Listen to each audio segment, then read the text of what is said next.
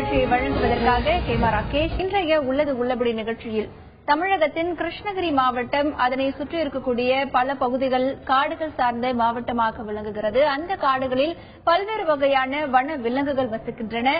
கடந்த சில ஆண்டுகளாகவே கிருஷ்ணகிரி மாவட்ட எல்லையோரங்களில் இருக்கக்கூடிய காடுகளில் அங்கிருந்து வரக்கூடிய யானைகள் சுற்றி இருக்கக்கூடிய கிராம பகுதிக்குள் நுழைந்து பயிர்களை நாசம் செய்வதாக ஒரு குற்றச்சாட்டு இருக்கிறது. இரவு நேரங்களில் கூட்டம் கூட்டமாக வரும் யானைகள் ஆங்காங்கே பல கிராம பகுதிகளில் முகாமிட்டு விவசாயிகள் பயிர் செய்திருக்கக்கூடிய நெல், வாழை, கரும்பு உட்பட பயிர்களை நாசம் செய்துவிட்டு போவதாக அங்க இருக்கக்கூடிய பொதுமக்கள் குற்றம் சாட்டுகிறார்கள். அதே நேரத்தில் யானைகள் ஊருக்குள் வருவதை தடுக்க வனத்துறையினர் எடுத்திருக்கக்கூடிய நடவடிக்கைகள் போதுமானதாக இல்லை என்கின்ற ஒரு குற்றச்சாட்டும் இருக்கிறது. சமீப காலமாக அந்த எல்லையோர கிராமங்களில் வசிக்கக்கூடிய மக்களுக்கு யானை என்பது ஒரு மிகப்பெரிய தொல்லையாக இருப்பதாகவும் அந்த பகுதி மக்கள் கூறுகிறார்கள். மேலும் யானை மிதித்து பல்வேறு விதமான உயிரிழப்புகளும் அந்த கிராமங்களில் நடைபெற்று வந்திருக்கின்றன.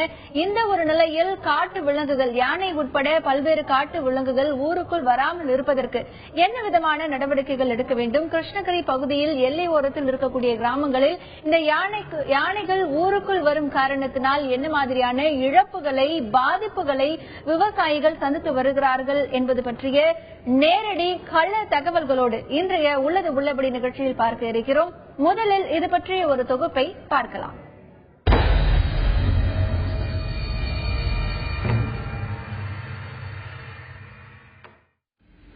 வனப்பகுதிகள் நிறைந்த கிருஷ்ணகிரி மாவட்டத்தில் யானை, சிறுத்தை, மான், காட்டுப்பன்றி, மலைப்பாம்பு போன்ற வனவிலங்குகள் அதிகம் வாழ்கின்றன. கடந்த சில ஆண்டுகளாக வனப்பகுதியை ஒட்டி அமைந்துள்ள கிராம பகுதிகளில் விவசாய நிலங்கள் அழிக்கப்பட்டு வருவதால் வனவிலங்குகள் ஊருக்குள் வரும் சம்பவங்கள் தொடர்கதையாகியுள்ளது. கடந்த சில மாதங்களுக்கு முன்பு கர்நாடகா மாநிலத்திலிருந்து 30க்கும் மேற்பட்ட காட்டு யானைகள் கூட்டமாக கிருஷ்ணகிரி மாவட்ட வனப்பகுதிக்குள் நுழைந்தன.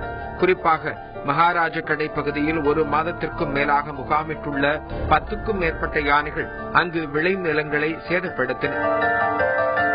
இந்நிலையில் தற்போது கிருஷ்ணகிரி மாவட்ட எல்லையோர கிராமங்களில் 35க்கும் மேற்பட்ட யானைகள் காட்டுப் பகுதிகளில் முகாமிட்டுள்ளன.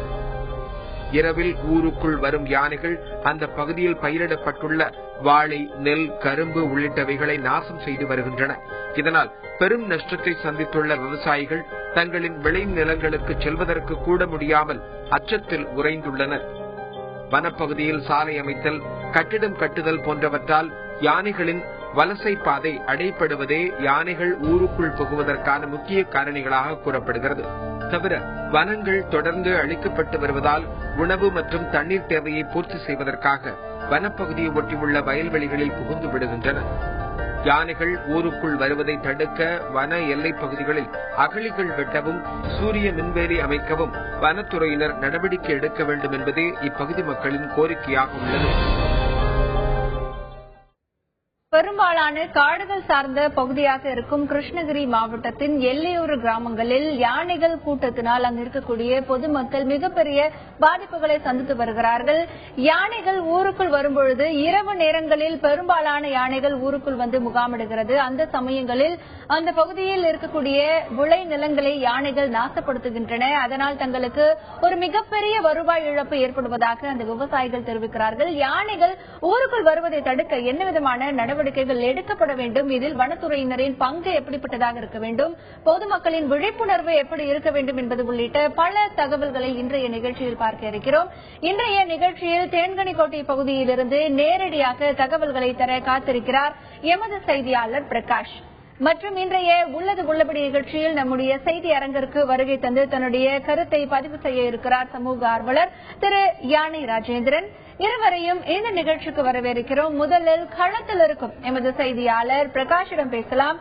பிரகாஷ், கிருஷ்ணகிரி மாவட்டத்தை பொறுத்தவரைக்கும் அங்க விவசாயம் ஒரு பிரதான தொழிலாக பார்க்கப்படுகிறது. அதே நேரத்தில் காடுகள் எத்தனை சதவீத பகுதி கிருஷ்ணகிரி மாவட்டத்தில் இருக்கு? வணக்கம் ஹேமா. நிச்சயமா இப்ப கிருஷ்ணகிரி மாவட்டம் என்று நம்ம எடுத்துக்கொண்டாலே முற்றிலுமாக வனங்களால் ஒரு சூழ்ந்த மாவட்டம், வனப்பகுதிகளால் மட்டுமே சூழ்ந்த ஒரு மாவட்டமாக இருக்கிறது. அது மட்டும் இல்லாமல் அண்டை மாநில கர்நாடகா மற்றும் ஆந்திரா இரு மாநில எல்லையில் இந்த கிருஷ்ணகிரி மாவட்டம் அமைந்திருக்கிறது. முற்றிலும் காடுகளால் சூழப்பட்டுள்ளதால் இங்க வன விலங்குகளான இருப்பிடம் மிக அதிக அளவே காணப்படுகிறது. இங்கு சிறுத்தை புலி, காட்டு யானைகள், முயல், பன்றிகள் போன்றவற்றை அதிக அளவில் இங்க காணப்படும்.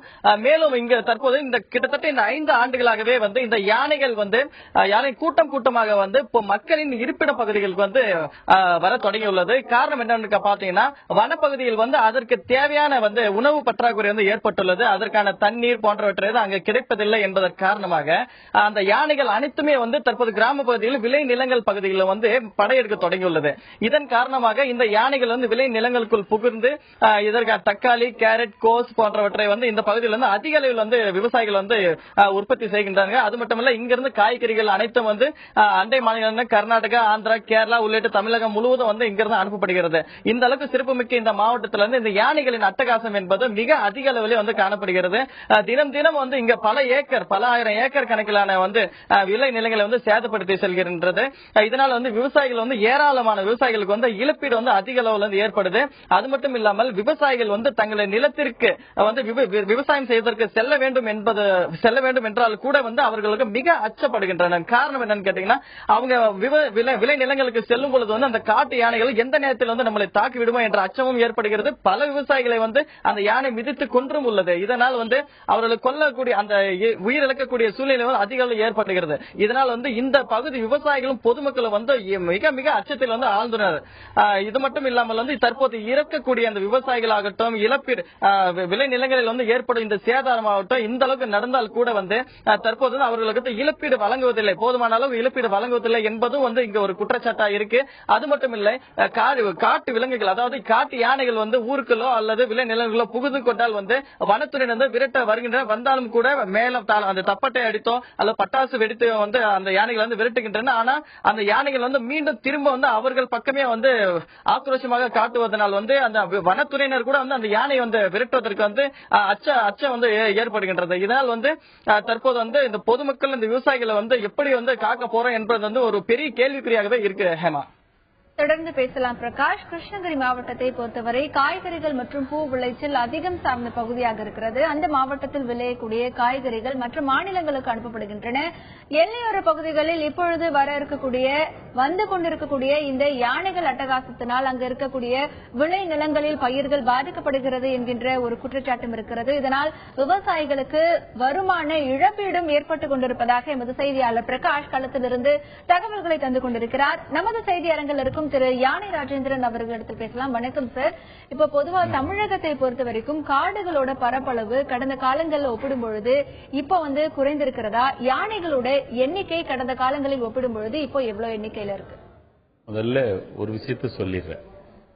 நாடு சுபிட்சமா நல்லா இருக்கணும், நம்ம இங்க சென்னை போன்ற டவுன்ல சிட்டியில இருக்கணும்னா காடு நல்லா இருக்கணும். இந்த காடு நல்லா இருக்கணும்னா அங்க உள்ள அனிமல்கள் நல்லா வாழணும். அது அனிமல் எத்தனை இருக்கோ அதை பொறுத்துதான் இங்க உள்ள சீதோஷ்ண நிலையும் மற்ற நல்ல காற்றும் நமக்கு கிடைக்குது. அந்த அனிமலை அழிக்கிறதோ அல்லது காட்டை அழிக்கிறதோ நம்மள நாமே அழிச்சுக்கிட்டு இருக்கோம். ஆனா நாம வேணா நம்ம 10-20 வருஷத்துக்கு நல்லா இருக்கலாம். நம்ம எதிர்கால சந்ததியிற்கு நாம செய்யற துரோகம் தான் இது. உதாரணமா நீங்க கேட்டீங்க, இப்ப யானை எவ்வளவு ஃபாரஸ்ட் சுருங்கி இருக்குன்னு.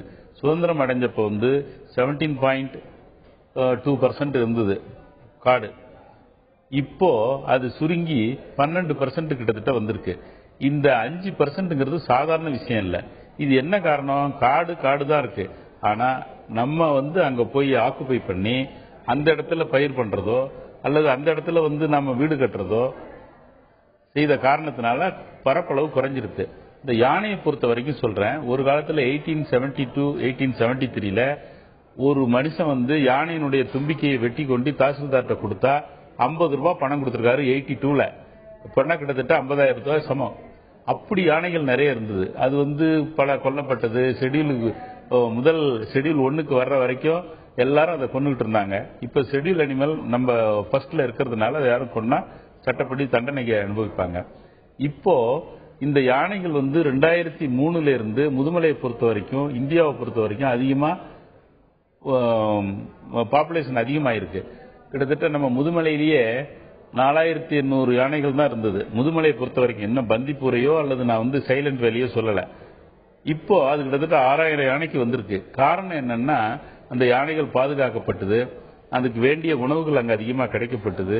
முக்கியமா யானைகளை கொல்ற தந்தத்துக்காகவும் இந்த போச்சர்ஸ் எல்லாம் நிறைய தடுக்கப்பட்டாங்க. அதனால யானையினுடைய இது அதிகமாச்சு, பாப்புலேஷன் அதிகமா இருக்கு.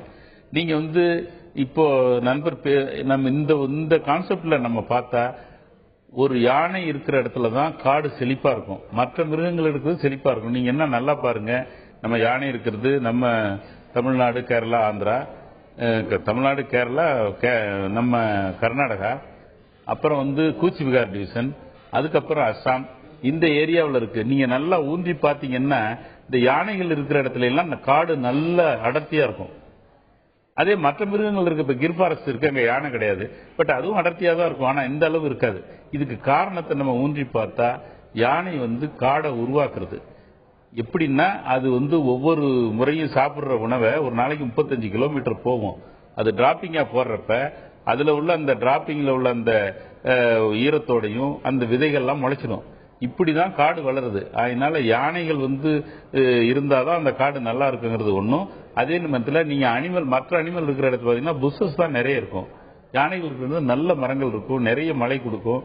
இந்த மழை வந்தாதான் நம்ம நாட்டில் இருக்க முடியும். இப்படி யானைகளால பல சௌகரியங்களை நம்ம அடைஞ்சிட்டு இருக்கோம். அது கொல்லப்படுது, அது ஊருக்கு வருதுன்னு சொல்றீங்க, அது நிச்சயமான உண்மைதான். அது நீங்க ஏன் வருதுங்கிறத முதல்ல பார்க்கணும். ஒரு குற்றம் நடக்குது. தொடர்ந்து பேசலாம்.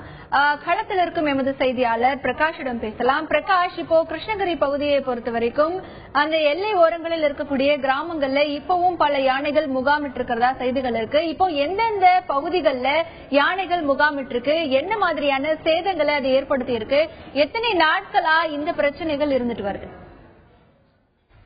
நிச்சயமா இப்ப கிருஷ்ணகிரி பகுதி, இந்த பகுதியை நம்ம எடுத்துக்கொண்டாலே கடந்த ஒரு 10 நாட்களாக தேன்கனிக்கட்டை பகுதியில் 34 யானைகள் முகாமிட்டுள்ளது. இந்த 10 நாட்களாக இங்க இருக்கக்கூடிய விளைநிலங்கள் சுமார் 1000க்கும் மேற்பட்ட ஏக்கரான நில பயிர்களை இங்க சேதப்படுத்தி இருக்கு.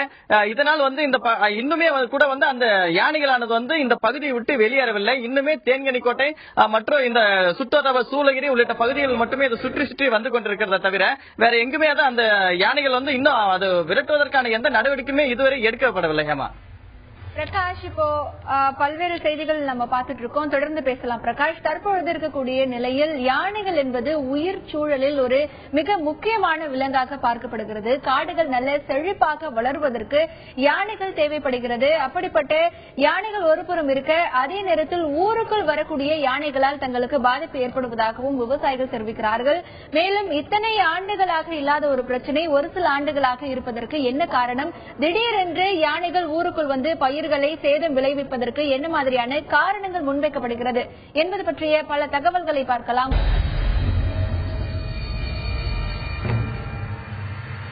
கிருஷ்ணகிரி மாவட்டம் தேன்கனிக்கோட்டையில் முகாமிட்டிருக்கக்கூடிய யானைகளின் நிலை, யானைகள் ஊருக்குள் வருவதால் என்ன விதமான பாதிப்புகள் ஏற்படுகிறது என்பது பற்றிய பல தகவல்களை பார்த்து வருகிறோம். களத்தில் இருக்கும் எமது செய்தியாளர் பிரகாஷிடம் பேசலாம். பிரகாஷ், இப்ப அங்க இருக்கிற மக்கள் கிட்ட கேளுங்க, இப்போ கடந்த சில ஆண்டுகளாகவே யானைகள் ஊருக்குள் வருவதனால அவங்க சந்திக்கக்கூடிய பிரச்சனைகள் எல்லாம் என்ன? இப்பவும் பல பகுதிகளில் யானைகள் முகாமிட்டிருக்கு அப்படின்னு சொல்றீங்க. இப்ப அந்த யானைகளால ஏற்பட்டிருக்கக்கூடிய பிரச்சனைகள் எல்லாம் என்ன? அந்த பகுதி மக்களிடத்துல கேளுங்க.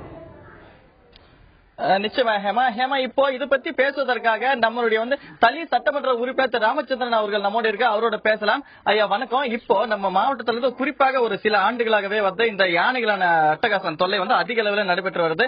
இதனால் இங்க இருக்கக்கூடிய மக்களுக்கு எந்தெந்த மாதிரியான பாதிப்புகள் ஏற்படுது, எந்த பிரச்சனைகள் இருக்கு, அதை பத்தி கொஞ்சம் சொல்லுங்க. கிருஷ்ணகிரி மாவட்டம் என்பது ஆந்திரா, கர்நாடகா மாநில எல்லையை ஒட்டி மேற்கு தொடர்ச்சி மலையை ஒட்டியுள்ள வனப்பகுதியாகும். குறிப்பாக வனங்களை பாதுகாக்கப்பட வேண்டும், வன விலங்குகளை பாதுகாக்கப்பட வேண்டும் என்ற கோரிக்கை உலகம் முழுவதும் இன்றைக்கு ஓங்கி ஒலித்துக் கொண்டிருக்கிறது. அதிலே மாற்று கருத்து யாருக்கும் இல்லை.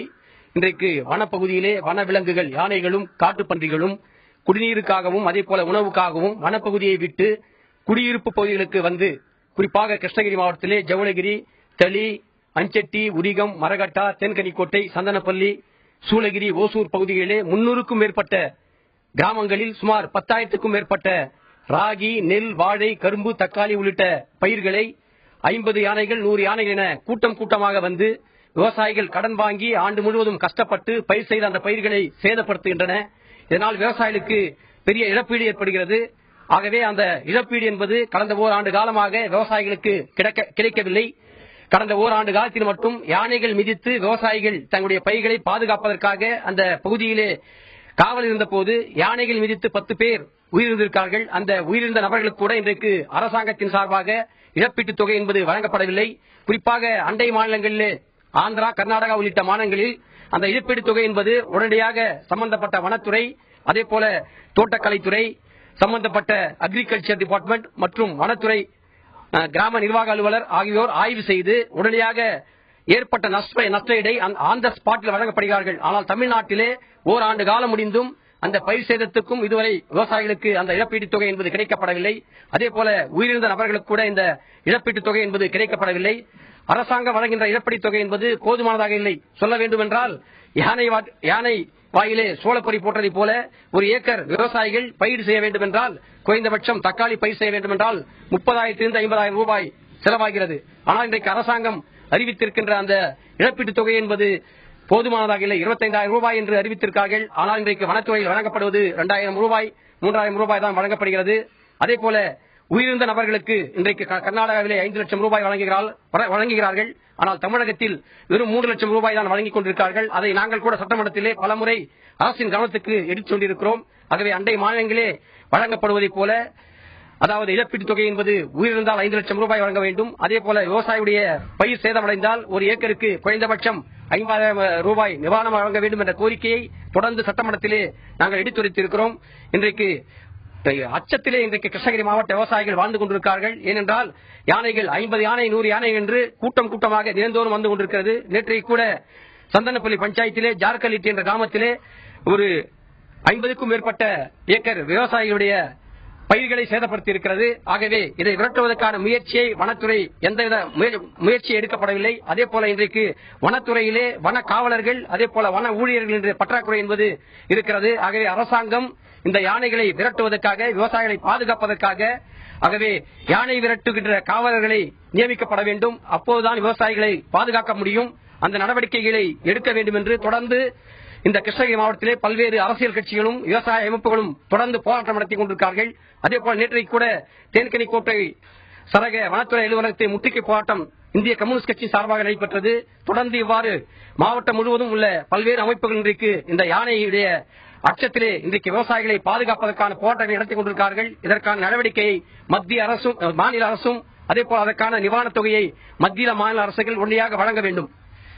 நிச்சயமாக ஹெமா, இப்போ சட்டமன்ற உறுப்பினர் சொன்னது போல இங்க இருக்கக்கூடிய விவசாயிகளும் விவசாயம் செய்து கடன் பெற்றுதான் விவசாயம் செய்கிறார்கள். ஆனால் யானைகள் கூட்டமாக அவர்கள் செய்துள்ள விளை நிலங்களை அதிகமா சேதப்படுத்துவதனால் அவர்களுக்கு பெரும் இழப்பு ஏற்படுது. அது மட்டும் இல்லாமல் உயிர் சேதங்கள் ஏற்பட்டால் அவர்களுக்கு வழங்கக்கூடிய இழப்பீடு ஓராண்டு ஆகியும் கூட அவர்களுக்கு வழங்கப்படுவதில்லை. அது போன்ற உடனடியாக வழங்க வேண்டும் என்று அவர் பதிவு செய்திருக்கார். ஹேமா, தொடர்ந்து பேசலாம். பிரகாஷ், இந்த யானைகள் ஊருக்குள் வருவதனால் விவசாயிகள் கடன் வாங்கிதான் அவர்களுடைய விளை நிலத்தில் பயிர் செய்திருக்கிறார்கள். ஆனால் அதற்கான வருவாய் இழப்பு அவர்களுக்கு ஏற்படுகிறது. யானை கூட்டங்கள் மொத்தமாக அந்த விளை நிலங்களை நாசப்படுத்துவதால் அவர்களுக்கான இழப்பீடு என்பது மிக பெரிய அளவிலாக இருக்கிறது. மேலும் யானை மிதித்து உயிரிழந்த குடும்பத்தினருக்கு மற்ற மாநிலங்களில் வழங்கப்படுவது போல நம்முடைய தமிழகத்தில் இழப்பீட்டு தொகை சரியான முறையில் வழங்கப்படுவதில்லை என்கின்ற ஒரு குற்றச்சாட்டும் இங்கே பதிவு செய்யப்படுகிறது. திரு யானை ராஜேந்திரன் அவர்கள் பேசலாம். சார், நம்ம ஏற்கனவே பேசிட்டு இருந்தோம். இப்ப சில ஆண்டுகளாகத்தான் யானைகள் ஊருக்குள் இந்த விளை நிலங்களை சேதப்படுத்துகிறது அப்படிங்கிற செய்திகளை நம்ம பாக்குறோம். இப்போ பொதுவாகவே யானைகள் ஊருக்குள் இந்த மாதிரியான செயல்கள் ஈடுபடுறதற்கு என்ன காரணம்னு நினைக்கிறேன்? முதல் காரணம், நாம அது இருக்கிற வீடு காட்டை நம்ம ஆக்கிரமிச்சிட்டோம். அங்க அதுக்கு இருந்த தண்ணியை நம்ம குடிச்சிடுறோம். அதுக்கு வேண்டிய பொருள்களை நம்ம எடுத்துக்கிறோம். இயல்பா விளையக்கூடிய பொருள்களை அழிச்சிட்டு அங்க பயிர் பண்றோம். நம்ம செய்யறதுதான் தப்பு. அது வீட்டுக்குள்ள நம்ம போய் அதை தொல்லப்படுத்துறோம். அங்க இருக்க முடியலன்னா இங்க வருது. இப்ப 2 விஷயம். இங்க அந்த மலையை ஓரத்துல, காட்டு ஓரத்துல உள்ள வயல்வெளிகளை அழிக்குதுன்னு சொல்றாங்க, தேன்கனிக்கோட்டை மற்ற இடத்துல. ஆனா ஒண்ணு, இந்த யானை இங்க ஏன் வருதுங்கிறதுக்கு நண்பர் ஒரு சரியா சொன்னாரு. அதுக்கு வேண்டிய உணவு அங்க இல்லைன்னு. அங்க இருந்த உணவை தான் நம்ம வீணாக்கிட்டோமே. அங்க அங்க அடைஞ்ச தண்ணீரை வீணாக்கிட்டோம். அடுத்தது அதுக்கு உள்ள உணவுகளையும் நம்ம பயிர் பண்ணி அந்த இடத்த வீணாக்கிட்டோம். அது எங்க போகும்? அதுக்கும் வேணும். அதுக்கு நமக்கு எப்படி ஃபண்டமெண்டல் ரைட் ஜீவாதார உரிமை இருக்கோ அது போல வாழ் உரிமை அனிமல்களுக்கும் உண்டு. அதை நம்ம கவனத்தில் கொள்ளணும். அழிச்சிடுச்சுங்கிறத நானும் கேட்கறப்ப வருத்தமா இருக்கு. அதை எப்படி தடுக்கலாம் அப்படிங்கறத நம்ம பார்க்கணும். யானை திடீர்னு ஏன் காட்டுல இருக்கிறது இங்கேயே வரணும்? நீங்க காட்டுக்கும் பக்கத்துல அதுக்கு பிடித்தமான உணவை பயிர் பண்றீங்க. ஓஹோ, இது நமக்கு தான் பயிர் பண்ணி வச்சிருக்காங்கன்னு அது சாப்பிட வருது. அது இவர் நிலம் அவர் நிலம் சாப்பிடக்கூடாதுன்னு அதுக்கு தெரியுமா? அதனால இது இயற்கையே அது நமக்காக போட்டு வச்சிருக்காங்கன்னு வருது. அதை வரவிடாத தடுக்கணும்னா அதுக்கு என்ன, அதை தான் பார்க்கணுமே தவிர இப்போ இழப்பு கொடுக்கணும் போகணுங்கிறது அதெல்லாம் சரி, அது அரசு செய்ய வேண்டிய கடமை. ஆனா மற்ற நாடுகளில் நடக்கிற பல விஷயம் இங்க நடக்கலைங்கிறது எனக்கு வருத்தமா இருக்கு. நாடுகள் என்ன மாதிரியான சட்டங்கள் இருக்கு இப்ப இந்த வன விலங்குகளை பாதுகாக்கணும் இல்ல இந்த மாதிரியான பிரச்சனைகள்ல என்ன நடைமுறைகள் கையாளப்பட்டு வருது? 4 முறைகள் இருக்கு. இத என் மகன் நீல்ரசனுடைய நினைவோடு இதை நான் சொல்றேன். அவர் போய் இதெல்லாம் பார்த்ததுல மற்ற நாடுகளில் சேட்டலைட் சர்வே பண்றாங்க. அப்பப்ப புதுசா ஒரு என்கரேஜ்மெண்ட் வந்தாலோ புதுசா ஒரு மரம் வெட்டினாலும் உடனே தெரியுது. அடுத்தது நோமேன் லேண்ட்னு ஒன்னு போட்டிருக்காங்க. அதாவது forest where the forest ends there starts, எங்க ஃபாரஸ்ட் முடியுதோ அங்க கிராமம் ஆரம்பிக்குது. இந்த ஃபாரஸ்டுக்கும் இந்த கிராமத்துக்கும் 100 மீட்டருக்கு எந்த விதமான பயிரும் பண்ணக்கூடாது. அது நோமேன் லேண்ட், அது கிளீனா இருக்கணும். அதுல மரமோ ஒன்னும் இருக்கக்கூடாது. அது இல்லாத அதை பாதுகாக்கணும். அது அப்படி வர்றப்ப அங்கேயே தடுத்துடலாம். அடுத்தது முக்கியமா என்ன பண்றாங்க, யானைக்கு ரொம்ப பிரியமான உணவு முதல் வாழை, ரெண்டாவது மூங்கில், அதுக்கப்புறம் தான் கரும்பு தக்காளி அது இதுன்னு சாப்பிடுது. நம்ம என்ன பண்ணலாம், இப்ப ஒரு காலகட்டத்தில் நம்ம தான்சானியாவில் என்ன பண்ணாங்கன்னா யானை வராது இருக்கிறதுக்காக இங்க பள்ளம் வெட்டுறது, இந்த மின்வேலி அமைக்கிறதுலாம் சுத்த பேத்தலுது, மக்களை ஏமாத்துறது. பள்ளம் வெட்டினா அது தள்ளிட்டு வந்துடும், முள்வேலி வச்சா அது டஸ்க் இருக்கு, அந்த ஷாக் ஆகாது, அது பிடிங்கி போட்டு நம்ம யானையெல்லாம் வந்துடும். அங்க செய்திருக்கிறது ஒரு குறிப்பிட்ட ஏரியாவில் கிட்டத்தட்ட 40 கிலோமீட்டருக்கு மூங்கில வளர்த்துருக்காங்க. ஒரு 50 மீட்டர் 60 மீட்டருக்கு மூங்கி மரத்தை வளர்த்துருக்காங்க. நல்ல அடர்வா இருக்கு. அது வேணுங்கிற மூங்கிலையும் தின்னுக்குது, அப்படியே போயிடுது, இங்க வர்றதில்ல. இது மாதிரி ஒரு வளர்த்துட்டு நோமேன் லேண்ட்னு ஒரு 100 மீட்டரை வச்சா அனிமல் இங்க வரதுக்கு சான்ஸ் இல்லை. அந்த நோமேன் லேண்ட்ல யாரும் வரக்கூடாத இடம்னு தடுக்கப்பட்ட இடம்னா யானை வர்றதும் தெரியும், அது வர்றதையும் அங்கேயே தடுத்துடலாம். இவங்க இந்த டமார் அடிக்கிறதோ வெடி கொளுத்துறதோ எல்லாம் யானையெல்லாம் அந்த நேரம் ஏதோ பயப்பட முடியாது, அதுக்கு கோபத்தை தான் ஏற்படுத்துறோம். இது லிக்கர் சாப்பிட்றதோ லிக்கர் வேகமோ இந்த வெடி வெடிக்கிறதோ டமார சத்தமோ யானைக்கு பிடிக்காது, அது வேகத்தை தான் அதிகப்படுத்தும். அதனால இதை முக்கியமா செய்யணும். அடுத்தது அந்த சேட்டலைட் சர்வே நம்ம பண்றோம்ல, அப்போ இங்க சேட்டலைட் நம்ம இது செல்லுல கூட பாக்குறோம். சேட்டலைட் போட்டா ஓரளவு தெரியும். அதை விட இன்ஃப்ராஸ்ட்ரக்சர் எல்லாம் இருக்கு. ஒரு சாதாரண ஒரு சைக்கிள்ல போனா கூட தெரியும். இதை வச்சு நம்ம அரசு அதிகாரிகள், முக்கியமா ஃபாரஸ்ட் அதிகாரிகள் இதை பார்க்கணும். பார்த்து எங்க தவறு நடக்கு. இப்ப யானை கர்நாடகால வந்துருச்சுங்கிறீங்க, அது குடுக்குடுன்னு 1 மணி நேரத்துல நம்ம தமிழ்நாட்டுக்குள்ள ஓடி வரல. அது அது தட்டுவில் டேக் நிச்சயமா 3-4 நாள் ஆயிருக்கும் இங்க வர்றதுக்கு. ஏன் அங்கேயே தடுக்கல? காரணம் நம்ம அதிகாரிகளும் நம்ம அரசும் அதுல முக்கிய செலுத்தல. முக்கியமா ஒரு விஷயம் அன்னையிலேன்னு சொன்னா அது அரசு செய்யறேன், நாங்க இன்னும் செய்யல. இது கம்போடியாவிலையும் சரி, கம்போடியாவில் என்ன பண்ணாங்கன்னா இந்த தண்ணிக்காக ஒவ்வொரு காட்டுக்குள்ள ஒரு 4 கிலோமீட்டர் அல்லது 10 கிலோமீட்டர் டிஸ்டன்ஸ்ல இந்த சோலார் பம்பு செட்டு போட்டாங்க. அது என்ன ஆயிடுதுன்னா 10 ஸ்போரோ 5 ஸ்போரோ 50 அடி 1000 அடியில இருந்து தண்ணி எடுத்து ஊத்திக்கிட்டே இருக்கு. அது ஊத்திக்கிட்டே இருக்கிறப்ப அந்த தண்ணி 1 ஏக்கர் 1/2 ஏக்கர் அப்படி பாஞ்சிருது. அதுக்கு இது மாதிரி சிமெண்ட் கட்டி வச்சிருக்காங்க. எல்லா அனிமலும் அங்க தண்ணி குடிக்குது. இது மாதிரி காட்டுல நான் பார்த்தது ஒரு கிட்டத்தட்ட 5-6 இடத்துல பார்த்தேன். அந்த இடம் காடும் செழிப்பா இருக்கு, இந்த அனிமல்லாம் குடிச்சிட்டு போகுது. சோ தண்ணி இதை அப்படி நிறுத்தலாம். அதுக்கு வேண்டிய உணவாகிய அந்த காட்டுக்குள்ள போய் ஆக்கிரமிக்காத இருந்தா அதுக்கு வேண்டிய உணவு அங்கேயே இருக்கும், இங்க வராது. நாம அது இடத்துக்கு போகாமலும் இது போல யானைகளுக்கு தேவையான தண்ணீர் மற்றும் உணவுக்கு வேண்டிய வழிகளை செய்து கொடுத்தா எந்த மிருகமும் இங்க வராது. இதை செய்யாம எனக்கு இழப்பீடு கேட்கறாங்க. 40,000-50,000 நியாயமானதுதான். ஒரு விவசாயி 40,000 தற்கொலை தான் பண்ணிக்கணும் பணம் இல்லைன்னா. அதனால அவங்களுக்கு எல்லாம் கொடுக்கணும், அரசு உடனடியா செய்யணும். இவ்வளவு 40,000, 50,000, 1 லட்சம் செலவு பண்ணி 100கணக்கான ஆட்களை எல்லாம் போடுறதை விட 50 மீட்டர் அகலத்துக்கு நீங்க வரிசையா மூங்கி மரத்தை வச்சிருங்க, மூங்கி தோப்பாக்கிடுங்க. ஒரு வகையில் அது யானையே வரவே வராது. ஒண்ணு. அடுத்தது காட்டுக்குள்ள எல்லாம் மூங்கி வளர்க்கணும்.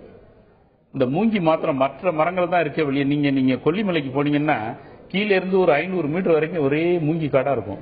இதே மாதிரிதான் அங்க ஊட்டியிலும் இருந்தது, பந்தி இந்த இது பந்திப்பூர்லயும் இருந்தது, கேரளாவிலயும் இருந்தது. இந்த இவங்க போய் அந்த மூங்கி மரத்தை எல்லாம் வெட்டி ஏலம் போட்டு அல்லது அரசே அனுமதி கொடுத்து வெட்டினதுனால அங்க வெற்றிடமா போயிடுச்சு. மூங்கி ஒண்டிதான் இந்த அனிமல்களை தடுக்குமே தவிர இந்த மாதிரி முள்வேலி அது இதெல்லாம் போட்டுக்கிட்டு நம்ம தடுக்க முடியாதுங்க. அதுக்கும் வாழ்வுரிமை இருக்கு. அதுக்கு வேண்டியது அங்க செஞ்சு கொடுங்க.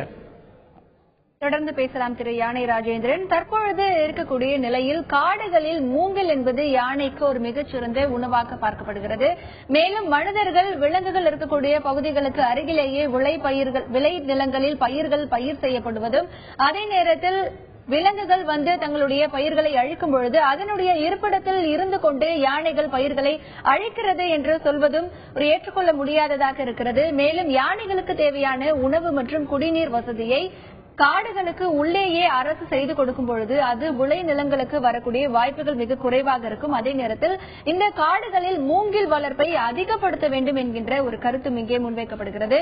மேலும் தற்பொழுது நம்முடைய காடுகளில் இருக்கக்கூடிய நிலை என்ன என்பது பற்றியும் இது குறித்த மேலும் பல விவரங்கள் பற்றியும் விவாதிக்கலாம்.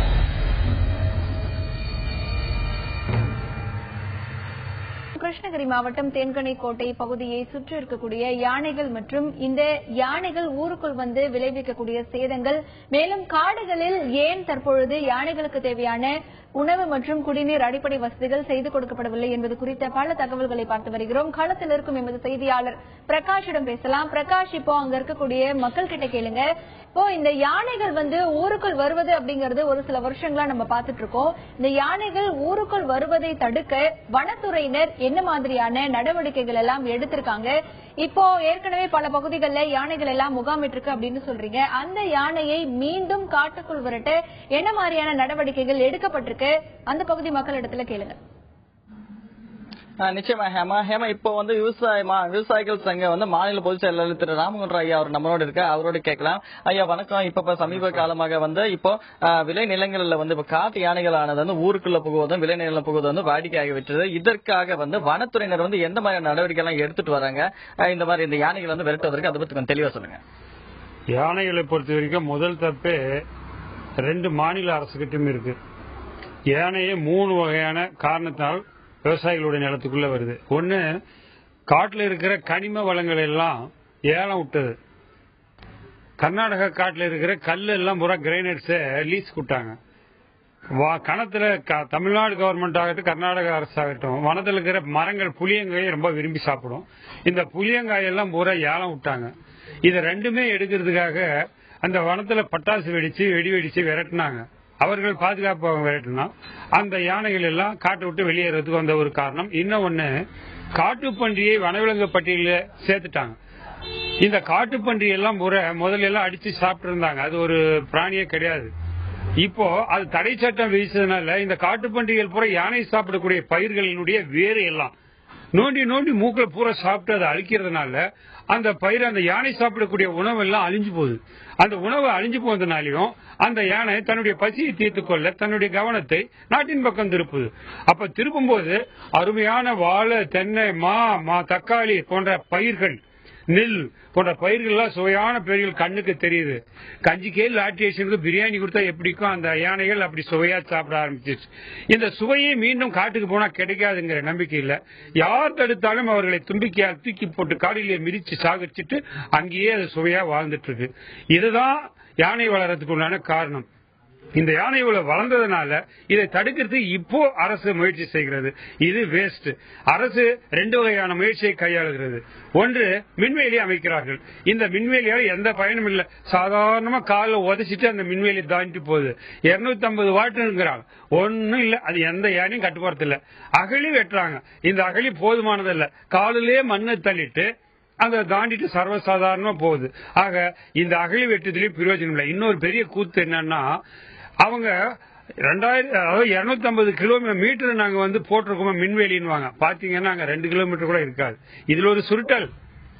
அகழி வெட்டுறதுக்கு 50 கிலோமீட்டர் 60 கிலோமீட்டர் அகழி வெட்டினேன்னு சொல்லுவாங்க. பாத்தீங்கன்னா 5 கிலோமீட்டர் கூட இருக்காது. அங்க காரு அவர்களுடைய ஜீப் போறதுக்கு வசதியா இருக்கிற இடத்துல மட்டும் அகழி வெட்டிட்டு கணக்கு நேர் பண்ணிடுவாங்க. சோ இப்படி ஒரு சுருட்டல். அது மட்டும் இல்ல, இந்த யானைக்கு தேவையான உணவை காட்டுல வளர்க்கலாம்னு முயற்சி பண்ணா இந்த வனத்துறை எந்த நடவடிக்கை இல்லை. இதெல்லாம் மக்கள் மத்தியில கொண்டு போய் பிரச்சனை பெருசாகி தொலைக்காட்சி, டிவி இதெல்லாம் செய்யும் போது, விளம்பரம் பண்ணும்போது இவர்களை கூட்டின்னு போயிட்டு ஒரு இடத்துல ஒரு 10 ஏக்கர் 5 ஏக்கரை மொத்தம் தீவனப்பில் வளர்க்கிறோம்னு சொல்லிட்டு ஒரு போட்டோ எடுத்து அரசுக்கு கணக்கை காமித்து விட்டு பல கோடி ரூபாயை சுருட்டிக் கொள்கிறார்கள். மொத்தத்துல இதுதான் நடந்துட்டு இருக்கு. உண்மையாவே யானை விரட்டணுன்ற அவசியமே கிடையாது இவர்களுக்கு. இருந்தா இந்த சூழ்நிலை வராது. ஆக இன்றைக்கு விவசாயமே தமிழகத்துல 6% 7% விவசாயம் தான், நிலம் பூமி தான் விவசாயம் பண்ணிட்டு இருக்கோம். மீதி 94% மானாவாரியாகவும் காடுகளாகவும் தோட்டங்களாகவும் இருக்கு. இந்த மாவட்டத்தை பொறுத்தவரை கிருஷ்ணகிரி மாவட்டத்தில் 50% மேல் தோட்டங்களாகவும் 6% மேல் பயிர்களாகவும் 1/3 காடுகளாகவும் மற்ற நிலங்கள் விளையற்ற நிலங்களாகவும் அதாவது விளையாத நிலங்களாகவும் இருக்கின்றது. ஒரு சில ஒரு 3-4% வீடுகளாக்கப்பட்டது. இன்னொன்னு, சுவையான உணவு கொஞ்ச காலத்துல இருந்து இப்போ மனிதனை விட நவீன முறைக்கு வந்துருச்சு. அரிசி சாப்பிட விரும்ப ஆரம்பிச்சிச்சு. எங்க ரேஷன் கடை பார்த்தாலும் அந்த இடத்துல அரிசிக்குதா பருப்புக்குதா அது மேற்கிற கூரையை எடுத்துட்டு ஜன்னல் இருந்தா உடைச்சிட்டு தும்புக்கையை விட்டு தொலாவி அரிசி இருந்தா அந்த மூட்டை அப்படியே தூக்கி உள்ள கொட்டிக்குது. இது பல தொலைக்காட்சி ஒளிபரப்பிருப்பாங்க, நாங்களும் நிறைய பார்த்திருக்கோம். இப்படி அந்த யானையுடைய பசிக்கு எதை வேணாலும் செய்யுது. ஆனா அரசாங்கம் எடுக்கிற நடவடிக்கை பூரா ஒண்ணுமே சரியில்லை. 3 லட்சம் ரூபாய் ஒரு உயிரிழப்பு கொடுக்கறேன்னு சொல்றாங்க. அந்த 3 லட்சம் ரூபாய் பாத்தீங்கன்னா அரசியல்வாதிக்கு வேண்டியப்பட்டவங்க யாருன்னா இறந்தா அவங்களுக்கு ஒரு வாரத்தில் செக் கொடுப்பாங்க. இந்த செத்து போனவர்களுக்கு எந்த அரசியல் தொடர்பும் இல்லைன்னா அவருக்கு வருஷம் கொடுக்கறது இல்ல. இந்த இழப்பீடு என்பது ஏக்கருக்கு 25,000 போட்டு சொல்லியிருக்காங்களே தவிர எந்த விவசாயிக்கும் 5 ஏக்கரை செத்துந்தா அழிஞ்சிருந்தா கூட அவர்களுக்கு 10,000 ரூபாய் தரதில்லை. குறிப்பா இந்த நாகமங்கலம் பகுதியில் 2 ஆண்டுகளுக்கு முன் ஒரு விவசாயி 5 ஏக்கரா கரும்பு 11 மாசம் பாலக்கோடு சர்க்கரை ஆலைக்கு பதிவு பண்ணியிருந்தார். அவரது 400 டன் கரும்பு வந்திருக்கும். தன்னுடைய பணம் 5 லட்சம் போட்டிருந்தாரு. பேங்க்ல 1.5 லட்சம் கடன் வாங்கியிருந்தாரு. 76 ஆணைகள் 7 நாட்கள் அந்த கரும்பு 5 ஏக்கராவுக்குள்ளே முகாமிட்டு முற்றிலும் அழித்து விட்டது. வருவாய்த்துறையினர் 100% அழிச்சு விட்டதாக சான்றிதழ் பண்ணாங்க. கரும்பு சர்க்கரை ஆலை 100% கரும்பை சாப்பிட்டு முடிச்சிருச்சுன்னு சர்டிபிகேட் பண்ணாங்க. இதை கொண்டு போய் அவர் என்ன பண்றது? இன்சூரன்ஸ் பணம் கட்டியிருந்தார், இன்சூரன்ஸும் இருந்தது. ஆனால் அவரால் ஒண்ணுமே பண்ண முடியல. தற்கொலை செஞ்சு கொள்ள போனார். கடன்காரன் நெருக்குதல் பண்ணோம், அடுத்து போக முடியலன்னு தற்கொலைக்கு போகிற நேரத்தில் நாங்க காப்பாற்றி வாங்கி கொடுக்கறோம்னு சொன்னோம். எதுவுமே இல்ல. 16,000 ரூபாய் கொடுத்தாங்க 5 ஏக்கரா. இந்த விவசாயி உயிர் வாழ்வதா வேணாமா? இப்படி ஒவ்வொரு விவசாயிகளுடைய நிலைமை இருக்கிறது. கிராமங்களிலே இருப்பவர்கள் 6 மணிக்கு 5 மணி ஆனாவே வீட்டுக்கு போகணும்னா அந்த நிலத்தை விட்டு போறதுக்குள்ளவே யானை வந்தது. வீட்டுல இருந்து வெளியே வர முடியாது. ஆக தொடர்ந்து பேசலாம் ஐயா.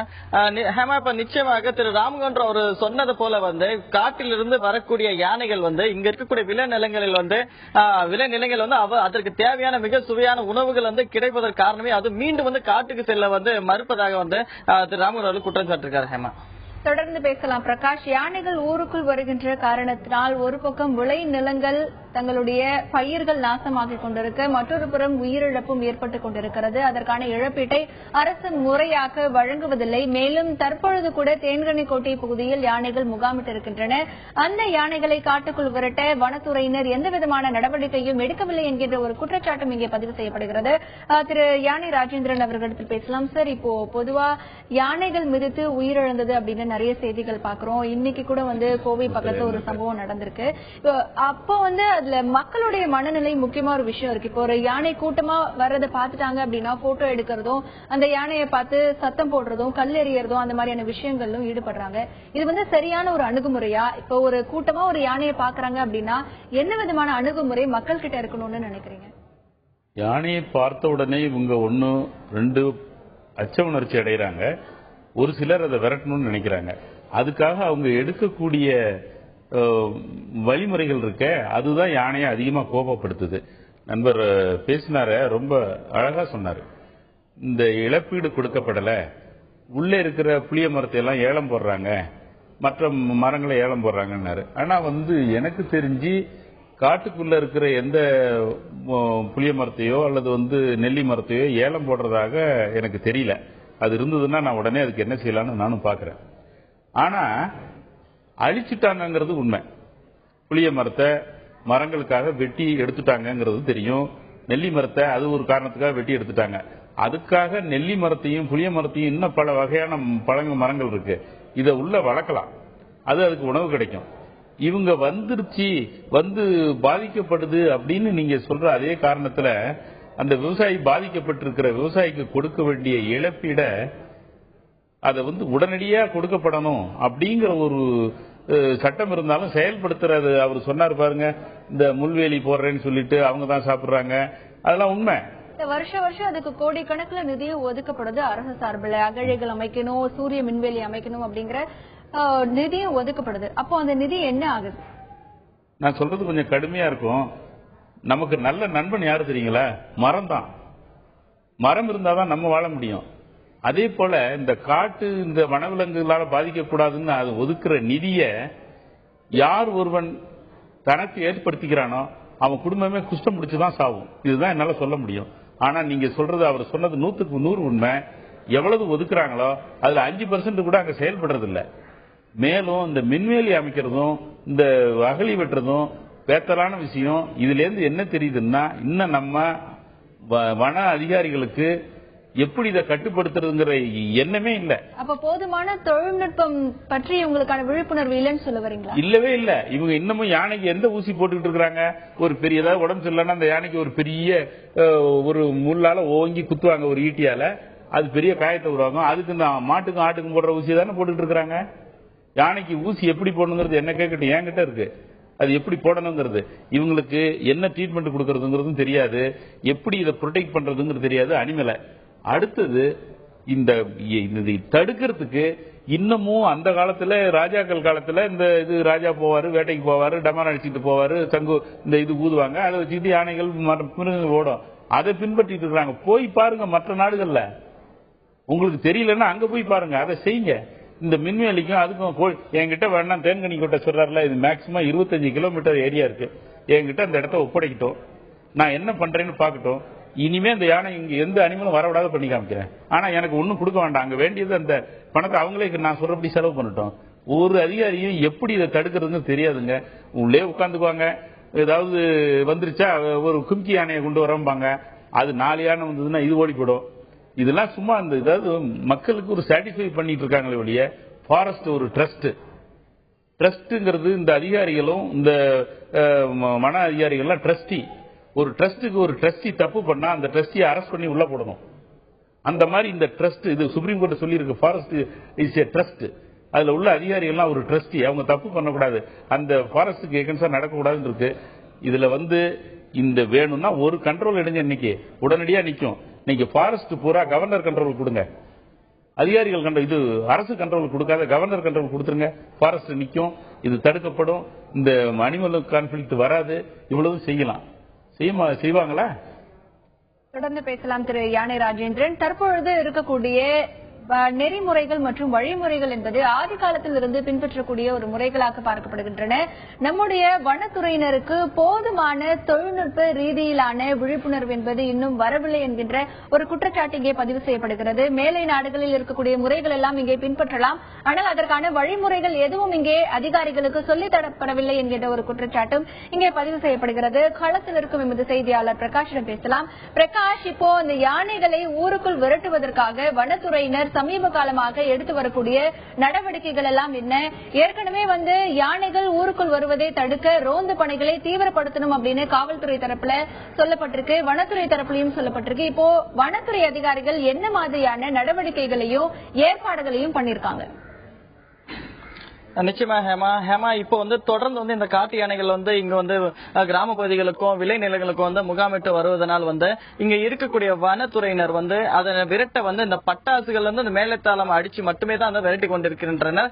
இருந்தாலும் கூட அந்த யானைகள் அதற்கு பயப்படாமல் எந்த பக்கமா அந்த வெடி என்பது வெடிக்கதோ அந்த பக்கமே திரும்பி அதனுடைய அசுர வேகத்தை காட்டக்கூடிய சூழ்நிலை தற்போது ஏற்பட்டுள்ளது. இதனால் வனத்துறையினரே கூட அந்த யானைகளை பார்த்து அதை கண்டுகொள்ளாமல் செல்லக்கூடிய வாய்ப்பு தற்போது ஏற்பட்டிருக்கிறது. காரணம் வன ஊழியர்களை கண்டாலே கூட அது மிதிக்க செல்வதனால் இப்ப வன ஊழியர்களுக்கு இங்க பாதுகாப்பு இல்ல அப்படின்ற ஒரு சூழ்நிலை தான் உருவாகி இருக்கிறது.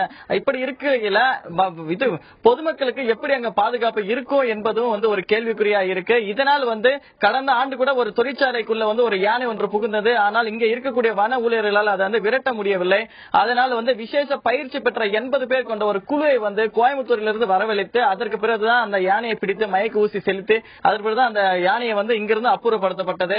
இது போன்ற இங்க இருக்கக்கூடிய வன ஊழியர்களுக்கு முறையான பயிற்சிகளை அளிக்கப்பட்டு அதற்கு பின்னர் விசேஷ பயிற்சி அளித்தால் மட்டுமே அவர்களுக்கு அந்த யானை எப்படி விரட்டணும் என்பதற்கான ஒரு உத்வேகம் அவர்களுக்கு ஏற்படும் என்பது சொல்லிக்கலாம். ஹேமா, தொடர்ந்து பேசலாம் பிரகாஷ். தற்பொழுது யானைகளை காட்டுக்குள் விரட்டி அடிக்கக்கூடிய வழிமுறைகள் குறித்து இன்னும் தீவிரமான ஒரு விசேஷ பயிற்சிகள் வனத்துறையினருக்கு அளிக்கப்பட வேண்டும் என்கின்ற ஒரு கோரிக்கையும் இங்கே முன்வைக்கப்படுகிறது. இதற்கிடையே நம்முடைய உள்ளபடி நிகழ்ச்சியில் யானைகள் ஊருக்குள் வருவதற்கு என்ன காரணம், மேலும் இந்த யானைகளை காட்டுக்குள் திரும்ப அனுப்புவதற்கு என்ன நடவடிக்கை மேற்கொள்ளப்பட வேண்டும் என்பது குறித்த பல்வேறு கருத்துக்களை பதிவு செய்கிறார் சுற்றுச்சூழல் ஆர்வலர் திரு ஓசி காளிதாஸ். அவருடைய கருத்துக்களை கேட்கலாம். கோவை சுற்றியுள்ள வனப்பகுதிகளில், மேற்கு தொடர்ச்சி மலையை ஒட்டிய வனப்பகுதிகளில் காலங்காலமாக யானைகள் வாழ்கின்றன. அதனாலதான் இந்த இடத்துக்கு பெயரே ஆனகட்டி என்றே பெயர் வைத்திருக்கிறார்கள். இவ்வளவு காலமாக யானைகள் வாழ்கிற அந்த இடத்தில் மனிதர்களும் வாழ்ந்து கொண்டுதான் இருக்கிறார்கள். ஆனால் கடந்த 10-15 ஆண்டுகள் போல் எப்போதும் பிரச்சனை வந்ததில்லை. இதற்கு என்ன காரணம் என்றால், யானைகள் ஓரிடத்தில் தங்கி வாழும் உயிரினம் அல்ல. அவை உணவும் தண்ணீரும் தேடி ஒரு ஆண்டிற்கு சராசரியாக 500 சதுர கிலோமீட்டர் வரை அவை தன்னுடைய உணவு தேடி போய் வருகின்றன. சத்தியமங்கலத்தில் இருக்கிற யானை கேரளாவினுடைய சைலண்ட் வேலி வரைக்கும் போய் வருகிறது. முதுமலையில் இருக்கிற யானை கோவையினுடைய சிறுவாணி மலை வரைக்கும் சென்று கொண்டிருக்கிறது. அப்படி நீண்ட தூரம் போய் வந்தால்தான் அதற்கான உணவு கிடைக்கும். அது ஒரு நாளைக்கு ஏறக்குறைய 15 மணி நேரம் உணவு சாப்பிட வேண்டும். 250 கிலோ வரைக்குமான உணவு அதுக்கு தேவைப்படுகிறது. இந்த உணவுக்காக அவை போய் வருகிற பாதைகள் எல்லாம் அவை எப்போதும் மாற்றிக்கொள்ளாத பாதைகள். அவருடைய முன்னோர்கள் அவைகளுக்கு வழிகாட்டிய பாதைகள். எந்த மாதத்தில் எங்கு உணவு கிடைக்கும், எந்த மாதத்தில் எங்கு தண்ணீர் கிடைக்கும் என்று தெரியும். அதற்கேற்றவாறு அந்த பாதைகளே வடிவமைத்துக் கொண்டன.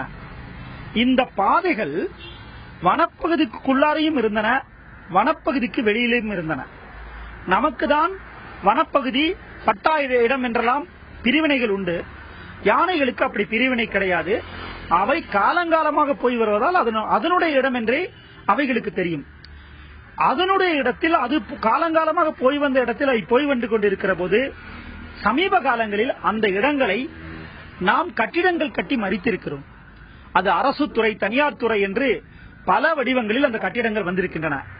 ஆசிரமங்களாக, கல்லூரிகளாக, கேளிக்கை விடுதிகளாக இந்த கட்டிடங்கள் முளைக்கும் போது தன்னுடைய பாரம்பரிய இடத்தை, வழித்தடத்தை இழந்த யானைகள் உணவு தேடியும் தண்ணீர் தேடியும் வெளிவர ஆரம்பிக்கின்றன. அப்போது இதுவரையிலும் வராத இடத்துக்கு வெளிவரும் போதுதான் அங்கு மனிதர்களுக்கும் யானைகளுக்கும் பிரச்சனை நடக்கிறது. ஆகவே இந்த பிரச்சனை என்பது இந்த நவம்பர் மாதம் ஆரம்பித்து ஏறக்குறைய ஏப்ரல் மாதம் வரைக்கும் கோவை வனப்பகுதிக்கு ஏராளமான யானைகள் இங்கு வலசை வரும். இந்த யானைகள் கேரளாவிலிருந்தும், முதுமலை போன்ற பகுதிகளிலிருந்தும், சத்தியமங்கலம் போன்ற பகுதிகளிலிருந்தும் வலசை வருகின்றன. இவற்றை தடுப்பதற்கு அகழி, மின்வேலி போன்றவை ஏற்படுத்துவதோடு மட்டுமல்லாமல் முறையான ஆய்வுகள் தேவைப்படுகின்றன. எல்லா யானை கூட்டங்களும் மனித குடியிருப்பு பகுதிகளுக்கு வருவதில்லை. எவ்வகையான யானை கூட்டங்கள் இவற்றை வருகின்றன என்று ஒரு தொடர் ஆய்வு செய்வதன் மூலமாகவே அறிந்து அந்த யானை கூட்டங்களை ரேடியோ காலரிங் எனப்படும் மின்னணு சாதனங்கள் மூலமாக கண்காணித்து அவை வரும்போகிற போது தடுத்து நிறுத்த முடியும். அதேபோல் யானைகள் ஊருக்குள் வருகிற போதெல்லாம் வனத்துறையினர் அவற்றை தடுப்பதற்காக விடிய விடிய போராடுகின்றனர். வனத்துறையின் கடைநிலையில் இருக்கும் ஊழியர்கள் விடிய விடிய பல நாட்கள் தூக்கம் அளித்து இந்த யானைகளை விரட்டுகின்றனர். ஒரு இடத்தில் இருந்து காட்டுக்குள் துரத்தப்படும் யானைகள் இன்னொரு இடத்தில் வெளிவருகின்றன, அல்லது வேறு கூட்டம் வெளிவருகிறது. ஆகவே அவற்றை கண்காணிக்க இவர்கள் ஓடுகிறார்கள். ஆட்களுடைய எண்ணிக்கை மிக குறைவாக இருக்கிறதனால் வனத்துறையினர் இப்படி காட்டுக்குள் யானைகளை விரட்டுவதற்கு மிகுந்த சிரமப்படுகின்றனர்.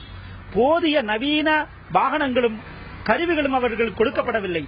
ஆகவே கோவை போன்ற பகுதிகளில் இந்த யானை, ஊருக்குள் வரும் யானைகளை மேலாண்மை செய்வதற்காகவே தனிப்படைகள் அமைக்கப்பட வேண்டும். அந்த படைகளுக்கு தகுந்த கருவிகள் வழங்கப்பட்டால் அவை அந்த படைகள் மூலமாக, வனத்துறையினுடைய அந்த படைகள் மூலமாக, பயிற்சி பெற்ற படைகள் இந்த யானைகள் உள்ளே வருகிற போதே அவற்றை காட்டுக்குள் அனுப்பக்கூடிய யுத்திகளை கையாண்டு விரட்டுவார்கள். இவற்றில் மிக முக்கியமாக தேவைப்படுவது பொதுமக்களுடைய ஒத்துழைப்பு. ஏனென்றால் யானையை உடனே அது காட்டுக்குள் போய் என்றால் போய்விடாது. யானையை திரும்ப காட்டுக்குள் திருப்பி அனுப்புவது என்பது சிரமமான காரியம். பொதுமக்களுடைய ஒத்துழைப்பு என்பது மிக தேவைப்படுகிறது. அவர்கள் வனத்துறையினரோடு மிக குறைந்த எண்ணிக்கையில் உள்ள அந்த வனத்துறைக்கு அவர்கள் போதிய அளவு அவர்கள் ஒத்துழைப்பு கொடுத்தால், அங்குள்ள இளைஞர்கள் அங்கு கூட்டம் சேராமல் தடுத்தால் இந்த யானைகளை திரும்ப காட்டுக்குள் அனுப்ப முடியும். திரு ஓசை காளிதாஸ் அவர்களின் கருத்துக்களை பார்த்தோம். அடுத்ததாக கிருஷ்ணகிரி மாவட்ட வன அலுவலர் உலகநாதன் சில கருத்துக்களை பதிவு செய்திருக்கிறார். அதை கேட்கலாம். கர்நாடக மாநிலத்தில் உள்ள பன்னர்கட்டா தேசிய பூங்காவில் இருந்தும் காவேரி வன உயிரின சரணாலயத்திலிருந்தும் ஒவ்வொரு ஆண்டும் யானைகள் 30 to 60 வரை எண்ணிக்கையிலான கூட்டங்கள் ஒசூர் வனப்பகுதிக்குள் நுழைந்து இங்கு உள்ள சாணமாவு, தென்கனிக்கோட்டை, பிறகு தளி, ஜவலகிரி வனப்பகுதிகள் வழியாக ஸ்ரீ வெங்கடேஸ்வரா வன உயிரின சரணாலயம் அமைந்துள்ள ஆந்திர மாநிலம் வரை சென்று மீண்டும் திரும்பி ஏப்ரல் மாதத்தில் பன்னர்கட்டா தேசிய பூங்காவிற்கும் செல்கின்றன. அவ்வாறு யானைகள் ஒரு வனப்பகுதியிலிருந்து அடுத்த வனப்பகுதிக்கு செல்லும் பொழுது சுமார் 15 to 20 கிலோமீட்டர் தூரம் விவசாய நிலங்களில் பயணித்து அடுத்த வனப்பகுதியை அடைகிறது. அவ்வாறு யானைகள் செல்லும் பொழுது விவசாய நிலங்களில் உள்ள ராகி, நெல், வாழை, கரும்பு போன்ற பயிர்களை சேதப்படுத்தியும் சிறிதளவு உண்டும் அடுத்த வனப்பகுதிக்கு செல்கிறது. யானைகள் நீங்கள் பார்க்கும் பொழுது பெரும்பாலான யானை கூட்டங்களில் நடப்பாண்டிலிருந்து 2 வயது, 3 வயது, 5 வயது வரை யானை குட்டிகள் உள்ளன. ஒரு யானை குட்டிக்கு தாய் யானையானது ஒரு நாளுக்கு 17 to 20 லிட்டர் பால் குட்டிக்கு வழங்க வேண்டும். அவ்வாறு குட்டிக்கு 3.5 வயது முதல் யானை பால் வழங்க வேண்டும். பால் அதிகப்படியாக இனவர்த்தி உற்பத்தி ஆவதற்கு மனிதர்களைப் போல யானைகளும் ராகியை நம்பியுள்ளது. ஆகவேதான் ஒவ்வொரு நாளும் இரவு நேரங்களில் வனப்பகுதியை விட்டு வெளியில் வரும் தாய் யானைகள் அருகிலுள்ள ராகி தோட்டங்களில் சென்று ராகியை உண்டு மீண்டும் விடிய காலை நேரத்தில் வனப்பகுதிக்குள் சென்று குட்டிகளுக்கு பாலாக வழங்குகிறது. மாவட்ட வன அலுவலர் திரு உலகநாதன் அவர்களின் கருத்துக்களை பார்த்தோம். தொடர்ந்து களத்தில் இருக்கும் எமது செய்தியாளர் பிரகாஷிடம் பேசலாம். பிரகாஷ், இப்போ அங்க இருக்கிற மக்கள் கிட்ட கேளுங்க, இந்த விஷயத்துல அவங்களுடைய கோரிக்கைகள் என்ன, சுருக்கமா பதிவு பண்ணுங்க. நிச்சயமா இப்ப தனி சட்டமன்ற உறுப்பினர் அவர்கிட்ட மீண்டும் ஒரு கேள்வி கேட்கிறேன். ஐயா வணக்கம். இப்ப எந்த மாதிரியான நடவடிக்கை எடுக்கணும் அப்படின்றத நீங்க எதிர்பார்க்கறீங்க இந்த யானைகளை விரட்ட? குறிப்பாக யானைகள் உணவுக்காகவும் குடிநீருக்காகவும் தான் வனப்பகுதியிலிருந்து குடியிருப்பு பகுதிகளுக்கு வருகின்றன. ஆகவே வனப்பகுதியில் குறிப்பாக யானைகள் மற்ற விலங்குகளுக்கு தேவையான பயிர்களை வனத்துறையின் சார்பாக பயிரிட வேண்டும். கரும்பு, கம்பு, கேழ்வரகு போன்ற பயிர்களை வனப்பகுதியிலே பயிரிட வேண்டும். அதே போல குடிநீருக்காக கசிவுநீர் குட்டைகளை ஏற்படுத்த வேண்டும். தரைமட்ட நீர் தொட்டிகளை வனப்பகுதியில் ஏற்படுத்தப்பட வேண்டும். அதே போல வன மகசூல் என்பது இன்றைக்கு இடைத்தரகர்களுக்கு ஏலம் விடுகிறார்கள் வனத்துறை சார்பாக. குறிப்பாக நல்லி, கடுக்காய், அதே போல புலி அவற்றை தடுக்க வேண்டும். அந்த மகசூலை அந்த வனவிலங்குகளை உண்பதற்கான வழிவகையை வனத்துறை ஏற்படுத்தப்பட வேண்டும். அதோடு மட்டுமல்லாமல் இன்றைக்கு குடியிருப்பு பகுதிகளுக்கு புகாமல் இருக்க வேண்டும் என்றால் அகழிகள் வெட்ட வேண்டும். இன்றைக்கு அரசாங்கத்தால் வெட்டப்படுகின்ற அகழிகள் என்பது போதுமான அகலம், ஆழம் இல்லை. அதே போல பாறைகளுடைய இடத்திலே அந்த அகழிகள் வெட்டப்படுவதில்லை. அதே போல சோலார் மின்வேலி அமைக்கப்படுகிறார்கள். அந்த சோலார் மின்வேலி என்பது அமைக்கப்படும் போது அந்த சோலார் மின்வேலிகளை யானைகள் மனிதனை விட கூர்மையான புத்தி கொண்டவை காய்ந்த மரங்களை ஒடித்து தன் துதிக்கையால் அந்த சோலார் மின்வேலி மீது போட்டு மிதித்து வந்து விடுகின்றன. அதே போல அந்த சோலார் மின்வேலியுடைய பேட்டரிகள் என்பது வனத்துறை மூலமாக பராமரிப்பதில்லை. அவற்றை பராமரிப்பதற்கான நிதியை இன்றைக்கு வனத்துறை ஒதுக்கப்பட வேண்டும். அதோடு மட்டுமல்லாமல் இதற்கு நிரந்தர தீர்வு என்று பார்த்தால் இன்றைக்கு கர்நாடகா மாநிலம் பண்டிப்பூர் பகுதியிலே கருங்கல் சுவர் 4 அடிக்கு 8 அடி உயரம் கருங்கல் சுவர் அமைக்கப்பட்டிருக்கிறது. அவ்வாறு கருங்கல் சுவர் அமைத்தால்தான் இது நிரந்தர தீர்வாக அமைய முடியும். அப்போதான் இந்த மாவட்ட விவசாயிகள் தொடர்ந்து பேசலாம். ஐயா நிச்சயமாக ஹேமா, இப்ப திரு ராம்கோட் கிட்ட சுருக்கமா ஒரு பதிவு செய்யலாம். ஐயா எந்த மாதிரி நடவடிக்கை எடுக்கணும் அப்படி சுருக்கமா சொல்லுங்க. ஒரே வழியில திருக்குறள் மாதிரி சொல்றேன். ஏக்கருக்கு 50,000 ரூபாய் விவசாயிகளுக்கு மானியமா கொடுத்து யானை என்ன விரும்புதோ அந்த பயிரை செஞ்சு விட்டுருங்க அப்படின்னா நாங்க பயிர் செஞ்சு விட்டுருவோம். அந்த யானை மேய்ஞ்சிக்கலாம். எங்களுக்கு ஏக்கருக்கு 50,000 ரூபாய் கொடுத்துடலாம். எல்லாரும் நல்லா இருப்போம். தொடர்ந்து பேசலாம். நிச்சயமாக ஹேமா, இந்த யானைகளை விரட்டுவதற்காக உடனடியாக அரசாங்கம் நடவடிக்கை எடுக்கணும் என்பதே இது பகுதி விவசாயிகளும் பொதுமக்களின் கோரிக்கையாவே இருக்கு. ஹேமா, பிரகாஷ், உங்களுடைய தகவல்களுக்கு நன்றி. திரு யானை ராஜேந்திரன், நீங்க சொல்லுங்க, இந்த விஷயத்துல அரசுடைய நடவடிக்கை எப்படி இருக்கணும், சுருக்கமா பதிவு பண்ணுங்க. ஒரு நிமிஷத்துல சொல்லிடுறேன். இந்த ரேடியோ காலருங்கிறது தேவையில்லாத ஒண்ணு. ஆட்கள் வேணுங்கிறதும் அவசியம் இல்லை. இப்போ சேட்டலைட் வந்துருச்சு. யானை எங்க வருதுங்கிறத உடனே கண்டுபிடிச்சுக்க முடியும். இப்போ ஒரே ஒரு தகவலை சொல்ல மறந்துட்டேன். மேலை நாடுல என்ன பண்றாங்கன்னா, யானை அங்கிருந்து ஒரு 4 கிலோமீட்டருக்கு அந்தாண்ட இருந்து வந்துட்டு இருக்குன்னா இங்க ஒரு பட்டு ஒண்ணு அமைக்கிறாங்க. இத இதுல நெருப்பு மூட்டிடுறாங்க. இந்த நெருப்பை பார்த்த உடனே யானை திரும்பி போயிடுது. அந்த ஒரு வழியை உருவாக்கலாம். அடுத்தது இந்த சுவர் கட்டுறது எக்கனாமி அது எப்படிங்கிறது தெரியல. அப்புறம் நண்பர் எம்எல்ஏ சொன்னாரு, அந்த உணவுக்காக இங்க வருது, உள்ளே உணவு உருவாக்குங்கள. இந்த இவ்வளவு பெரிய ஆளுங்களை வச்சுக்கிட்டு உள்ள கரும்பு உருவாக்குங்க, மூங்கில நானா நீங்க திங்காத இருங்க, அது சாப்பிட விட்டீங்கன்னா அது வராது. அது போல தண்ணீருக்கு இது மாதிரி செய்யலாம். அப்புறம் தென்மேற்கு பருவ காலத்துல பந்திப்பூர்ல இருந்து சைலண்ட் வேலிக்கு முதுமலை வழியா எல்லா யானையும் போவோம். கிட்டத்தட்ட ஒரு 12,000 யானை. அதுபோல வடகிழக்கு ஆரம்பிச்சுட்டா சைலன்ஸ் வேலியில இருந்து பந்திப்பூருக்கு வரும் முதுமலை வழியா. ஆகையினால இது வழித்தடத்துல உள்ள என்க்ரோச்மெண்ட் எல்லாம் உடனே ரிமூவ் பண்ணணும். இந்த சேட்டலைட் மூலமா எல்லா என்க்ரோச்மெண்ட்டையும் இப்ப எடுத்து புதுசா ஒரு என்க்ரோச்மெண்ட் கூட வரக்கூடாது.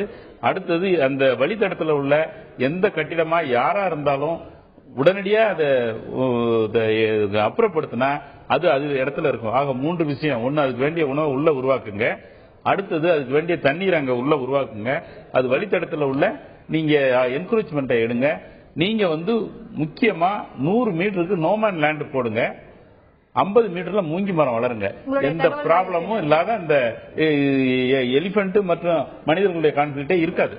நிச்சயமா உங்களுடைய தகவல்களுக்கு நன்றி சார். தற்பொழுது கிருஷ்ணகிரி உள்ளிட்ட பல்வேறு வன கிராமங்களில் இருக்கக்கூடிய மக்கள் இந்த யானைகள் அட்டகாசத்தினால் மிகப்பெரிய தொல்லைக்கு ஆளாவதாக ஒரு மிகப்பெரிய செய்திகளை நாம் பார்க்கிறோம். அதே நேரத்தில் யானைகளுக்கு தேவையான உணவு மற்றும் குடிநீர் உட்பட அடிப்படை வசதிகளை காடுகளிலேயே உருவாக்கப்பட வேண்டும். மேலும் யானைகள் ஊருக்குள் வருகிறது குறித்த சேட்டலைட் விதமான வசதியும் ஏற்படுத்த வேண்டும். மேலே நாடுகளில் சேட்டலைட் மூலம் யானைகள் எங்கே வருகிறது என்பது பற்றிய வசதிகள் இருக்கிறது. அந்த வசதியையும் ஏற்படுத்த வேண்டும். வன அலுவலர்களுக்கு தற்பொழுது இருக்கக்கூடிய பயிற்சியை விட மேம்படுத்தப்பட்ட பயிற்சியை அளிக்க வேண்டும். அதே நேரத்தில் யானைகள் என்பது ஊருக்குள் வருகிறது என்கின்ற ஒரு குற்றச்சாட்டை தவிர்த்து அதனுடைய வழித்தடத்தில் பல்வேறு விதமான ஆக்கிரமிப்புகள் இருக்கின்றன. அந்த ஆக்கிரமிப்புகளை உடனடியாக அகற்ற வேண்டும் உட்பட பல்வேறு விஷயங்களை முன்வைக்கிறார்கள். இந்த விஷயங்களை அரசு உடனடியாக தீவிரப்படுத்தி நடைமுறைப்படுத்தும் பொழுது நிச்சயமாக இந்த பிரச்சனைக்கு ஒரு நிரந்தர தீர்வு எட்டப்பட வேண்டும் என்பதே இந்த பகுதி மக்களின் கோரிக்கையாக இருக்கிறது. இந்த நிகழ்ச்சியில் களத்திலிருந்து பங்கேற்ற எமது செய்தியாளர் பிரகாஷ் மற்றும் நமது செய்தி அரங்கில் பங்கேற்ற திரு யானை ராஜேந்திரன் ஆகியோருக்கு நன்றி. மீண்டும் ஒரு உள்ளது உள்ளபடி நிகழ்ச்சியில் சந்திக்கலாம். இணைந்திருங்கள்.